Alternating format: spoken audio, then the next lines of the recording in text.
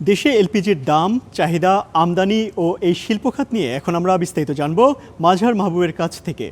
ডিসেম্বরের মাঝামাঝি থেকে এখনো পর্যন্ত আসলে বাজারে যেই এলপিজি সংকট তৈরি হয়েছে সেটি কিন্তু কাটেনি।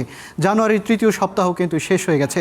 আমার কাছে এই ব্যাপারে যেই তথ্য আছে আমি একটু দেখানোর চেষ্টা করব যে দামের নৈরাজ্য, সেখানে 12 কেজি সিলিন্ডার যেটি এলপিজির বোতল, সেখানে সরকার নির্ধারিত দাম 1306 টাকা, ভোক্তাকে কিনতে হচ্ছে কিন্তু 2000 থেকে 2500 টাকারও ওপরে। অপরদিকে বাজারে চাহিদার তুলনায় সিলিন্ডার কিন্তু কম। 12 কেজির এলপিজি সিলিন্ডারের পেছনে কত টাকা কোথায় কিভাবে খরচ হয় এবং কিভাবে দাম নির্ধারণ হয় সেটি যদি আমরা একটু দেখি, যে এলপিজির আমদানি মূল্য, অর্থাৎ যারা যে সমস্ত কোম্পানিগুলো আমদানি করে তারা কিন্তু 767 টাকা 4 পয়সা করে তারা 12 কেজির এলপিজি তারা ক্রয় করেন। এরপরে জাহাজ ভাড়া ও প্রিমিয়াম চার্জ আছে 158 টাকা 76 পয়সা, অন্যান্য চার্জ 8 টাকা 64 পয়সা, বোতলজাতকরণ চার্জ হচ্ছে 192 টাকা বিআরসির পক্ষ থেকে ধরে দেওয়া হয়। অপরদিকে সরকার এখান থেকে ভ্যাট নিচ্ছে 84 টাকা 48 পয়সা। পরিবেশক চার্জ ও পরিবহন খরচ খুচরা পর্যন্ত 50 টাকা 4 পয়সা। এই পরিবেশক চার্জ হচ্ছে আমদানিকারকের কাছ থেকে যারা ডিলার রয়েছেন তারা যেই সরবরাহ করেন রিটেইলার পর্যন্ত, এই 50 টাকা মূলত তারা পায়। ডিস্ট্রিবিউটর যারা রয়েছেন তারা কিন্তু এতে সন্তুষ্ট না, তারা বরাবরের মতোই তাদের যেই কমিশন সেটি বাড়ানোর জন্য বলে আসছে বারবার। খুচরা বিক্রেতার মুনাফা এখানে হচ্ছে 45 টাকা। সব কিছু মিলিয়েই 1305 টাকা 96 পয়সা, অর্থাৎ 1306 টাকা কিন্তু বাংলাদেশ এনার্জি রেগুলেটরি কমিশন জানুয়ারি মাসের জন্য 12 কেজি এলপিজি নির্ধারিত করে দিয়েছে। সেইখানে রিটেইলারের কিন্তু মুনাফা থাকে 45 টাকা, কিন্তু আমরা সেখানে দেখতে পাচ্ছি যে প্রায় দ্বিগুণ মুনাফা করে সেখানে 2500 টাকা পর্যন্ত একটা 12 কেজি এলপিজি সিলিন্ডার বোতল কিন্তু বিক্রি হচ্ছে।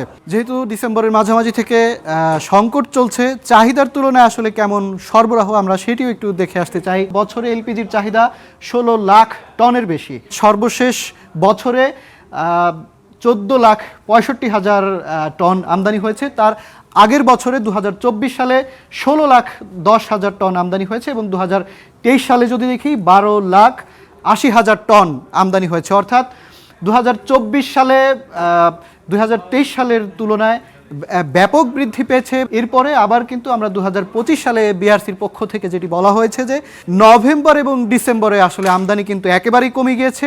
সেই জায়গাতে চাহিদা যেখানে 16 লাখ টনের বেশি, সংকট রয়েছে 2 লাখের বেশি। সেই জায়গাতে আসলে গত 2 মাস ধরে যে বাজারে এলপিজি সংকট, সেই চিত্র কিন্তু আসলে উঠে এসেছে। এরপর আমরা দেখব যে বাংলাদেশের যেই এলপিজি খাত, কারা এই বাজারে আধিপত্য বিস্তার করছে। 2030 সাল নাগাদ বছরে চাহিদা হবে 30 লাখ টন।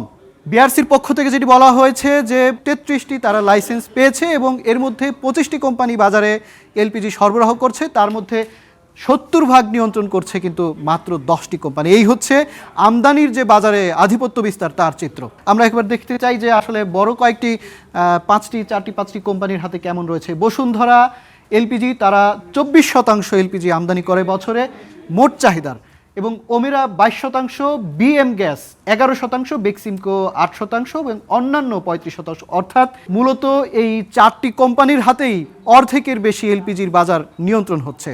আন্তর্জাতিক বাজারে দাম ওঠানামার কারণে বাংলাদেশে আমরা দেখতে পাই যে প্রতি মাসেই কিন্তু বিআরসিকে মূল্য নির্ধারণ করতে হয়। সেই জায়গা থেকে আসলে আন্তর্জাতিক বাজারে কিনে আনা খোলা বাজার থেকে আবার বাংলাদেশে সেটার দাম নির্ধারণ করা, সেই জায়গাতে একটা চ্যালেঞ্জ কিন্তু রয়েছে। আমদানিতে লজিস্টিক সুবিধা কম থাকা, বাংলাদেশ সরকারের এখনও পর্যন্ত একটি জাহাজেরও মালিকানা নেই যেই জাহাজের মাধ্যমে বাংলাদেশে এলপিজি আমদানি করা হবে। খুচরা পর্যায়ে সরবরাহে নানা সমস্যা।